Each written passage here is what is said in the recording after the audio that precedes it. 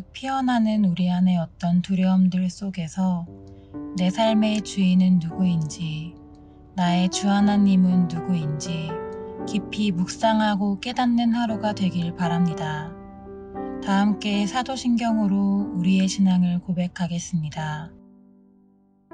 전능하사 천지를 만드신 하나님 아버지를 내가 믿사오며 그 외아들 우리 주 예수 그리스도를 믿사오니 이는 성령으로 잉태하사 동정녀 마리아에게 나시고 본디오 빌라도에게 고난을 받으사 십자가에 못 박혀 죽으시고 장사한 지 사흘 만에 죽은 자 가운데서 다시 살아나시며 하늘에 오르사 전능하신 하나님 우편에 앉아 계시다가 저리로서 산 자와 죽은 자를 심판하러 오시리라.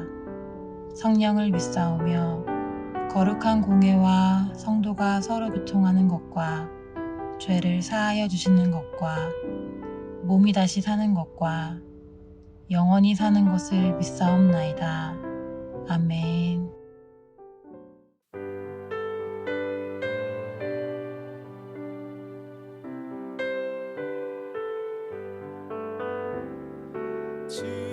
즐겁도다 이날 세세의 할 말 사망 권세 깨고 하늘이 열려 죽은 자가 다시 살아나와서 생명의 주 예수 찬송하도다. 즐겁도다 이날 세세의 할 말 사망 권세 깨고 승리하셨네. 부활하신 주님 나타나시니 천지 만물 모두 새 옷 입었네. 꽃은 만발하고 잎이 우거져 승리하신 주를 찬송하도다. 즐겁도다 이날 세세의 할 말 사망 권세 깨고 승리하셨네. 생명의 주 예수 죽음 이기고 무덤 문을 열고 살아나셨네. 주의 말씀대로 이루어져서 사흘 만에 다시 살아나셨네. 즐겁도다 이날 세세의 할 말 사망 권세 깨고 승리하셨네. 아멘. 오늘 우리와 함께 나눌 말씀은 예레미야 22장 1절에서 9절 말씀입니다. 여호와께서 이와 같이 말씀하시되 너는 유다 왕의 집에 내려가서 거기에서 이 말을 선언하여 이르기를 다윗의 왕위에 앉은 유다 왕이여 너와 내 신하와 이 문들로 들어오는 내 백성은 여호와의 말씀을 들을지니라. 여호와께서 이와 같이 말씀하시되 너희가 정의와 공의를 행하여 탈취당한 자를 압박하는 자의 손에서 건지고 이방인과 고아와 가부를 압제하거나 학대하지 말며 이곳에서 무지한 피를 흘리지 말라. 너희가 참으로 이 말을 준행하면 다윗의 왕위에 앉을 왕들과 신하들과 백성이 병과 말을 타고 이 집 문으로 들어오게 되리라. 그러나 너희가 이 말을 듣지 아니하면 내가 나를 두고 맹세하노니 이 집이 항폐하리라. 여호와의 말씀이니라. 여호와께서 유다 왕의 집에 대하여 이와 같이 말씀하시니라. 내가 내게 길르앗 같고 레바논의 머리이나 내가 반드시 너로 광야와 주민이 없는 성읍을 만들 것이라. 내가 너를 파멸할 자를 준비하리니 그들이 각기 손에 무기를 가지고 내 아름다운 백향목을 찍어 불에 던지리라. 여러 민족들이 이 성읍으로 지나가며 서로 말하기를 여호와가 이 큰 성읍에 이같이 행함은 어찌 됨인고 하겠고, 그들이 대답하기는 이는 그들이 자기 하나님 여호와의 언약을 버리고 다른 신들에게 절하고 그를 섬긴 까닭이라 하셨다 할지니라. 아멘. 오늘 예레미야 22장 1절부터 9절을 중심으로 자녀라는 주제의 말씀을 함께 나누겠습니다. 시드기야는 사람들을 예레미야에게 보냈죠. 하나님께 기도해서 우리에게 닥친 어려움을 좀 피할 수 있게 해달라 부탁합니다. 어떤 사람들은 기도를 하나님을 설득하는 과정인 줄 압니다. 근데 기도는 하나님을 설득하는 게 아닙니다. 기도는 하나님이 누구신지, 어떤 분이신지 확인하고 하나님 앞에 자기 자신을 조정하는 것입니다. 자, 시드기야가 예레미야에게 사람들을 보냈는데 사실 그 자체로 보면 시드기야가 예레미야에 대해서 나름대로 겸손하고 정중하게 행한 것은 맞습니다.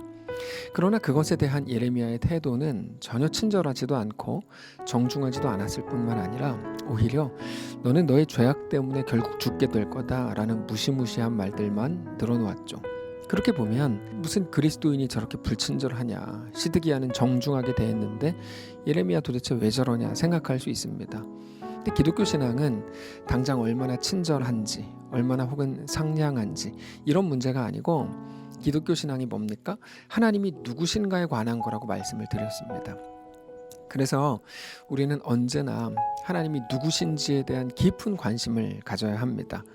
오늘 본문에서는 하나님이 누구신지, 하나님이 무엇을 원하시는지, 또 무엇을 미워하시는지 잘 소개가 되어 있습니다. 시드기야가 예레미야에게 사람을 보냈다면 하나님께서는 오늘 본문에서 시드기야에게 예레미야를 보내서 말씀을 주시죠.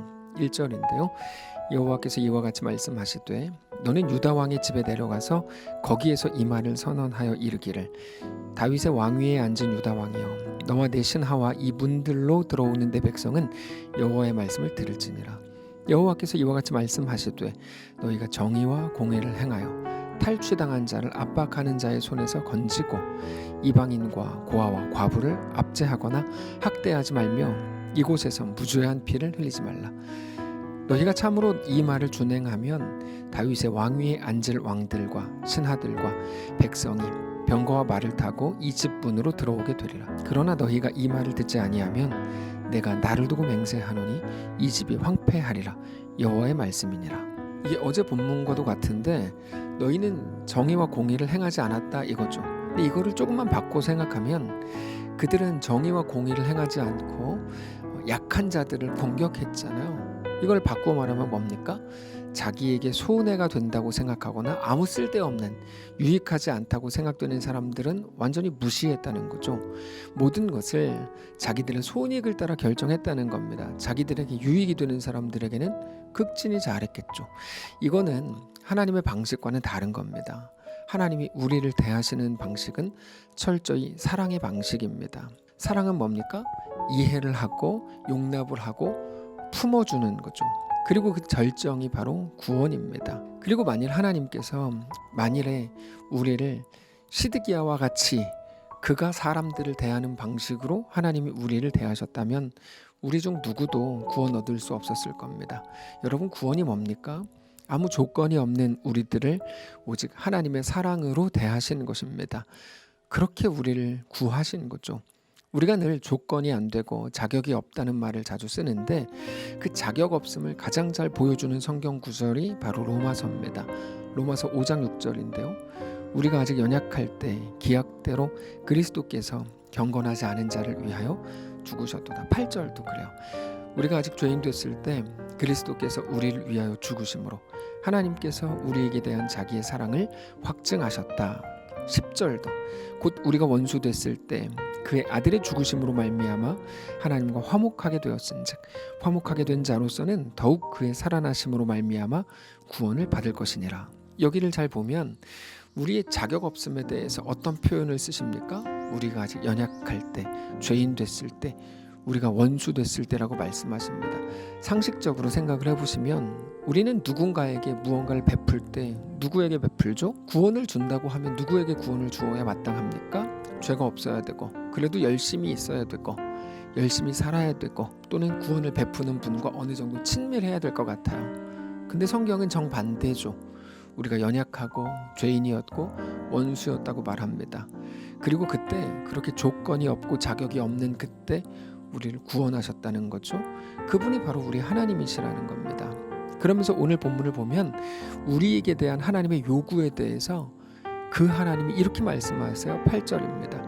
여러 민족들이 이 성읍으로 지나가며 서로 말하기를 여호와가 이 큰 성읍에 이같이 행함은 어찌 됨인고 하겠고 그들이 대답하기는 이는 그들이 자기 하나님 여호와의 언약을 버리고 자기 신들에게 절하고 그를 섬긴 까닭이라 하셨다 할지니라. 바로 이 부분인데요. 하나님의 민족인 유다가 이런 일을 당하는 것은 무엇 때문이냐? 이방 민족들이 생각할 텐데 그 이유는 이스라엘이 자기 하나님 여호와의 언약을 버리고 다른 신들을 섬겼기 때문이다 라고 대답하라는 겁니다. 자, 앞에서 무엇을 말씀하셨습니까? 하나님의 사랑이 무엇인지에 대해서 우리가 살펴보았다면 그 뒤에 나오는 건 사랑의 내용이에요. 사랑의 내용이 무엇이죠? 하나님은 우리를 자녀로서 대하신다는 것입니다. 사랑이라는 게 그냥 내버려 두고 혹은 모든 고통을 면제시켜 주는 것이라고 생각한다면 그것은 굉장히 어리석은 사람들의 생각일 뿐입니다. 사랑은 무엇입니까? 감수하는 것입니다. 무엇을 감수하죠? 그가 더 온전한 사람이 되기까지 기다려주는 겁니다. 그게 아까 우리가 읽은 9절입니다. 그들이 자기 하나님 여호와의 언약을 버렸다. 그걸로는 안 된다. 그러면 온전한 관계가 만들어질 수 없다. 나는 그들이 온전히 회복되기 위해 감내할 것이다. 모든 걸 감수할 것이다. 라고 말씀하시는 것입니다. 지난 주일에 성경에서 가장 무서운 형벌이 내버려 두심이라고 말씀을 드렸습니다. 자, 내버려 두심이 가장 무서운 형벌인 이유는 뭐죠? 자식을 내버려 두는 부모는 없다. 이것 때문이죠. 그래서 내버려 두심이라는 거는 너는 이제 내 자식 아니야 라는 의미이기 때문에 가장 무서운 형벌이라고 말씀드렸습니다. 하나님께서 이스라엘을 징계하신다면 바벨론 포로로 보내신다면 여전히 자녀로 대하신다는 겁니다. 그게 놀라운 은혜죠. 물론 깨끗하게 씻어야 하기 때문에 그들은 힘들 겁니다. 고통스러울 겁니다. 그러나 그게 양육이고 그게 자녀로 대하시는 아버지 하나님의 마땅한 은혜입니다. 사랑하는 성도 여러분, 오늘 이 말씀을 우리 삶으로 가지고 들어가실 수 있기를 바랍니다. 우리 하나님이 누구인지 확인을 하십시오. 하나님은 우리 아버지요 완전한 사랑이십니다. 그 하나님은 우리를 온전한 회복으로 이끄실 겁니다. 그렇게 하기 위해서 모든 것들을 감내하실 겁니다. 그게 우리 앞에 있는 현실입니다. 오늘 우리에게 닥친 모든 현실 속에서 하나님을 신뢰하면서 하나님이 누구신가를 기억하고 그 현실을 넉넉히 살아내시기를 축복합니다. 기도하겠습니다. 살아계신 하나님, 우리 앞에 있는 모든 현실 속에서 주님을 바라보게 하시고 주님과 믿음으로 동행하게 하옵소서. 하나님이 누구신가 매 순간 확인하게 하시고 그렇게 주님과 함께 우리 현실 속으로 깊이 들어가 넉넉하게 승리하게 하옵소서. 예수님의 이름으로 기도합니다. 아멘. 성도 여러분, 오늘 하루 하나님께서 또 우리에게 허락하셨습니다. 이 말씀을 붙들고 어떤 현실 속에 계시든지 늘 주님만을 바라보고 주님과 믿음으로 동행하시기를 축복합니다.